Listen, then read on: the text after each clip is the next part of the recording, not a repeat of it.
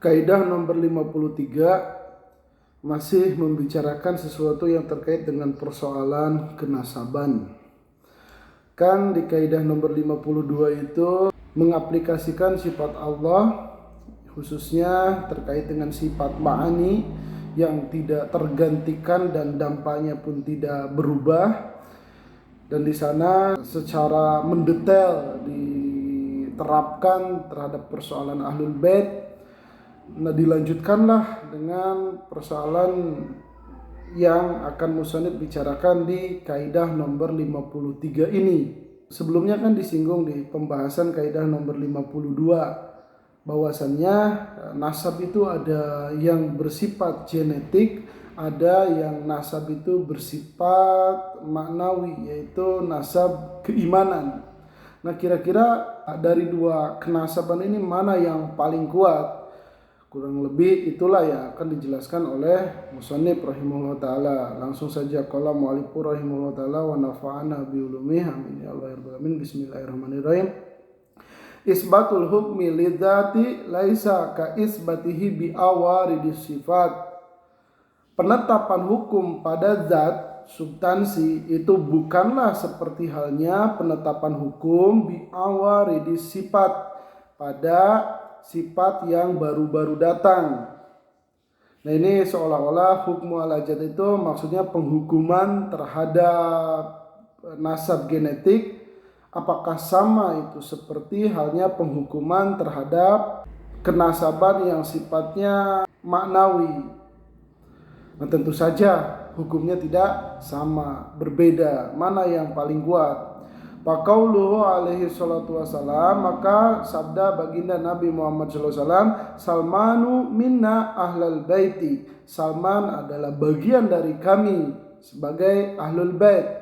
Nah, baginda Nabi Muhammad SAW menghukumi Salman sebagai ahlul bait ini karena zat atau karena awaridnya, karena sifatnya. Tentu saja karena sifatnya, sebagaimana di sini musannif menjelaskan, karena tersifatinya beliau bijawami'in nisabid diniyah, karena tersifatinya Salman dengan semua nisbat-nisbat keagamaan. Bahkan dikatakan jikalau keimanan itu ada di Suraya, di bintang timur, la adrokahu, pasti Salman ini bisa menyusulnya. Karena kita ketahui ya, Salman Al-Farisi itu beliau adalah seeker, seorang pencari kebenaran. Sebagaimana di biografinya kan dikatakan pindah dari satu agama ke agama yang lainnya sampai akhirnya bertemulah dengan Islam. Nah, maka di sini dikatakan andai itu keimanan ada di bintang timur, di Suraya, maka pasti Salman akan menyusulnya. Nah, berarti di sini menunjukkan sebetulnya penasaban terhadap keimanan yang sifatnya maknawiyah dan ruhiyah, bukan material, ini sangat kuat gitu. Waqad qila fi qaulihi, dan sungguh telah dikatakan fi qauli dalam sabda baginda Nabi Muhammad SAW, al-aqrabuna aula bil ma'ruf annahu yakni ilallah. Al-aqrabuna, orang-orang yang dekat itu lebih utama akan kebaikan. Maksudnya di sini akrobun di sini tuh kerabat dekat dari segi keagamaan atau kerabat dekat dari segi genetik. Musannif menjelaskan annahu, bahwasannya hal tersebut adalah ilallah, kedekatan kepada Allah Subhanahu wa taala. Alasannya apa? Ijla yatawarasu ahlul milad, dan karena tidak saling mewarisi ahli dua agama. Maksudnya ada seorang dia itu Islam terus anaknya Kristen, itu terputus gitu, nggak saling mewarisi. Jadi intinya di sini fal mu'tabaru aslun nasabid dini wa faruhu mujarradan. Jadi yang diperhitungkan tentang genealogis ketersambungan adalah apa? Nasab keagamaan. Maka yang sebagaimana di sini musannif mengatakan, maka yang diperhitungkan asal nasab agama dan cabang dari asal tersebut saja. Tetapi kendati demikian, kalau misalnya plus nasab genetik, ini luar biasa.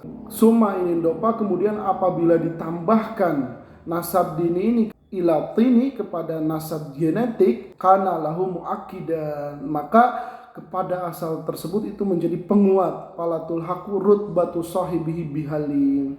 Maka si pemiliknya itu dia itu tidak akan tersusul atau tidak akan terlampaui kedudukan tingginya. Jadi kalau misalnya ada nasab keagamaannya tinggi, terus dia turunan Rasulullah SAW, Ahlul Bait, tentu saja udah nggak bakalan ada yang bisa nyusul lagi. Wa bidza ujiba an qauli Syekh Abi Muhammad Abdul Qadir qadami hadhihi ala raqbati kulli waliyin. Oleh karena ini dijawablah tentang perkataan Syekh Abdul Qadir Jailani, qadami, kakiku ini berada di atas pundaknya semua wali. Maksudnya ini pijamani pada masanya. Alasannya kenapa? Li'annahu jama'a min uluwin nasabi wa syarafil ibadati wal ilmi malam yakun li ghairihi min ahli waqtihi.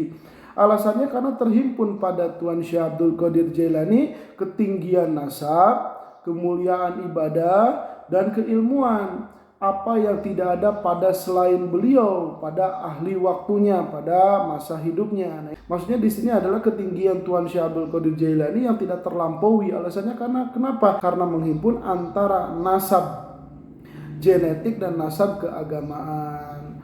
Mana bukti nasab keagamaannya? Ala taro marwiya min ihtilamihi fi lailatin wahidatin sab'ina maratan waqtisalihi likulliha. Tidaklah kau melihat apa yang diriwayatkan akan ihtilamnya, mimpi jimanya di satu malam sebanyak 70 kali. Padahal cukup ya sekali untuk mandinya kan. Beliau apa? Waqtisali dan mandinya itu likulliha. Untuk satu-satunya ya mandinya. Jadi satu kali mimpi jima, satu kali mandi. Wah, luar biasa, ini kan cukup sekali saja gitu. Dan riwayat lainnya adalah waputiyahu liman halapa, dan fatwanya beliau liman halapa untuk orang yang bersumpah la ya'budannallaha bi ibadatin la yusyariku biha ghairuhu bi ikhla'il matofi ba'da wukufil kulli dunahu bidzalika wallahu alam. Jadi tentang kasus ini ada seseorang yang dia itu bersumpah akan menceraikan istrinya jika dia tidak melakukan satu ibadah yang ibadahnya itu VIP lah, sendirian, yang lain gak boleh ikutan. Nah, ditanyakanlah fatwa tersebut kepada ulama, tidak ada yang menjawab sampai kepada Tuan Syekh Abdul Qadir Jailani, dan beliau menjawab dengan jawaban ini, yaitu sebuah perintah, hendaknya engkau menyembah kepada Allah bi ibadatin dengan satu ibadah la yusyariku, yang tidak menyertai kepadanya pihak di dalam ibadah tadi ghairu selainnya, yaitu apa? Bi ikhla'il matofi, yaitu dengan mengkosongkan tempat tawaf ba'da wukufil kulli, setelah berhentinya seluruhnya, dunau selain dia, pijalika dalam hal tersebut. Akhirnya solusinya adalah yaitu tawaf 7 keliling setelah yang lainnya berhenti dari tawaf gitu. Ya mungkin kalau zaman dulu mungkin saja karena kan masih sepi atau apa gitu. Kalau zaman sekarang nampaknya sulit. Atau mungkin diberhentikan dulu yang lain supaya tidak tawaf. Menunggu dia itu tawaf sebanyak 7 keliling. Ya kurang lebih itu mungkin saja untuk zaman dulu. Dan akhirnya dengan solusi seperti itu, tawaf yang notabene adalah ibadah, dia melakukannya sendirian tanpa disertai oleh siapapun gitu kan ya. Ibadah tunggal ya, ibadah solo di sini. Wallahu a'lam.